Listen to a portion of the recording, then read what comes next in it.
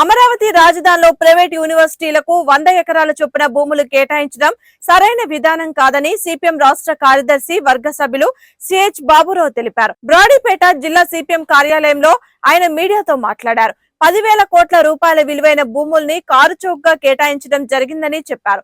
ప్రభుత్వం ఇస్తున్న రాయితీలు విద్యార్థులు ప్రజలకు చెందాలని సూచించారు. రాజధాని కోసం భూములు ఇచ్చిన రైతులు ఉపాధి కోల్పోయిన కూలీలకు ప్రయోజనం చేకూరే విధంగా ప్రభుత్వం నిర్ణయం తీసుకోవాలని అన్నారు. ఇందుకోసం స్థానిక విద్యార్థులకు ఫీజుల్లో రాయితీ ఇవ్వాలని డిమాండ్ చేశారు. ప్రైవేట్ యూనివర్సిటీలో విద్యార్థులకు మెరుగైన సౌకర్యాలు కల్పించాలని తెలిపారు. ప్రైవేట్ యూనివర్సిటీలకు భూముల కేటాయింపుపై శ్వేతపత్రం విడుదల చేయాలని చెప్పారు. ఈ సమావేశంలో సిపిఎం నేతలు వై నేతాజీ, నళినీకాంత్, భవన్ నారాయణ, రామారావు తదితరులు పాల్గొన్నారు. రాజధాని అమరావతిలో ప్రైవేట్ యూనివర్సిటీలు విట్, ఎస్ఆర్ఎం యూనివర్సిటీలకి అదనంగా 100 ఎకరాల చొప్పున 200 ఎకరాల భూములు కేటాయిస్తూ ప్రభుత్వం 25వ తేదీన జీవో నెంబర్ 166 విడుదల చేసింది. గతంలో 2016లో అప్పుడు కూడా 100 చొప్పున ఈ ఎకరాలు కేటాయించారు. ఇప్పుడు ఇది కాకుండా విట్టు, ఎస్ఆర్ఎంఏ కాకుండా అమృత యూనివర్సిటీ కూడా ఉన్నాయి. సుమారుగా ప్రభుత్వం యొక్క సమాచారం ప్రకారమే 30,000 మంది పైగా విద్యార్థులు ఆ రాజధాని అమరావతిలోని ఈ యూనివర్సిటీల్లో విద్యను అభ్యసిస్తున్నారు. ప్రభుత్వం అమరావతిలో ఆర్థిక కార్యకలాపాల కోసం, విద్యా వైద్య సౌకర్యాల కోసం ఈ యూనివర్సిటీలకి తక్కువ రేట్లకి, నామమాత్రపు రేట్లకి భూముల్ని కేటాయించినామని చెప్పారు. మేము ప్రభుత్వాన్ని డిమాండ్ చేస్తున్నది సుమారుగా 10,000 కోట్ల రూపాయల విలువైనటువంటి భూములని విట్, ఎస్ఆర్ఎం యూనివర్సిటీలకి కేటాయించారు. గతంలో కానీ ఇప్పుడు కానీ. గతంలో ఎకరం నామమాత్రంగా 50 లక్షలు, ఇప్పుడు 2 కోట్ల రూపాయలు ఇచ్చారు. అంటే ప్రభుత్వానికి 2 దశల్లో మొత్తం కలుపుకున్న 500 కోట్ల రూపాయలు ఈ భూముల మీద వస్తుంది.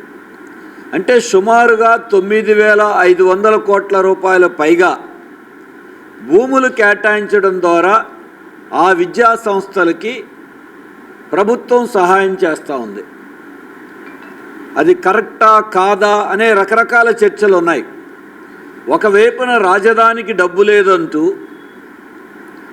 అలాగే ప్రభుత్వ రంగ సంస్థల బ్యాంకులకు కూడా 4 కోట్లు 5 కోట్లు రేట్లు నిర్ణయించిన రీతిలో మరి దీనికి 50 లక్షలకే భూములు ఇచ్చారు. ఇప్పుడు 2 కోట్లని నిర్ణయించారు. సరే, ఆ రేట్ల మీద న్యాయమా కాదనే అనేక రకాల అభిప్రాయాలు ఉన్నాయి. ప్రభుత్వం రాయితీలతో భూములు ఇస్తున్నప్పుడు ఆ రాయితీలు విద్యార్థులకి దక్కాలి, ప్రజలకు దక్కాలి. యూనివర్సిటీలు పెట్టడం తప్పు కాదు, విద్యాసంస్థలు పెట్టడం తప్పు కాదు.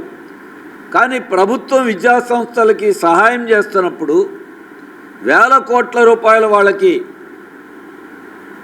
లబ్ధి చేకూర్చున్నప్పుడు ఆ లబ్ధి విద్యా సంస్థలు కోట్ల రూపాయలు ఆర్జించుకోవటానికి కాకుండా ప్రజలకి వినియోగపడే రీతిలో ఉండాలి.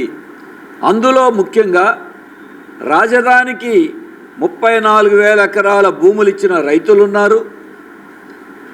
పనులు కోల్పోయి ఉపాధి కోల్పోయినటువంటి కూలీలు పెద్ద సంఖ్యలో ఉన్నారు. అందుకే ఈ విద్యా సంస్థలన్నిటిలో రాజధానిలో ఉండేటువంటి స్థానిక విద్యార్థులకి ఫీజులతో రాయితీలు ఇవ్వాలి. అలాగే క్యాపిటల్ రీజన్ సిఆర్డిఏ గుంటూరు, ఉమ్మడి గుంటూరు, కృష్ణా జిల్లాల్లో సుమారుగా 56 మండలాలు సిఆర్డిఏ పరిధిలోకి వచ్చినాయి. ఈ 56 మండలాల్లో ఉన్నటువంటి విద్యార్థులకు కూడా ఆ యూనివర్సిటీల్లో క్యాపిటల్ రీజియన్లో ఉన్నారు కాబట్టి అమరావతిలో ఏర్పాటు చేసే ఈ విద్యా సంస్థల్లో ఫీజులలో, హాస్టళ్లలో, ఇతర వాటిల్లో వాళ్ళకి అన్ని విధాల రాయితీలు కల్పించాల్సిన అవసరం ఉంది. మరోవైపు రాష్ట్రంలో ఉండేటువంటి మెరిట్ విద్యార్థులు, అలాగే అనేక సామాజిక తరగతులకు సంబంధించిన బలహీన వర్గాల విద్యార్థులు చదువుకుంటారు. వాళ్ళకి ఇప్పటికే ప్రభుత్వం రూపొందించినటువంటి రిజర్వేషన్లు, అలాగే ఫీజు రాయితీలు, ఇతర రకాలు ఉన్నాయి.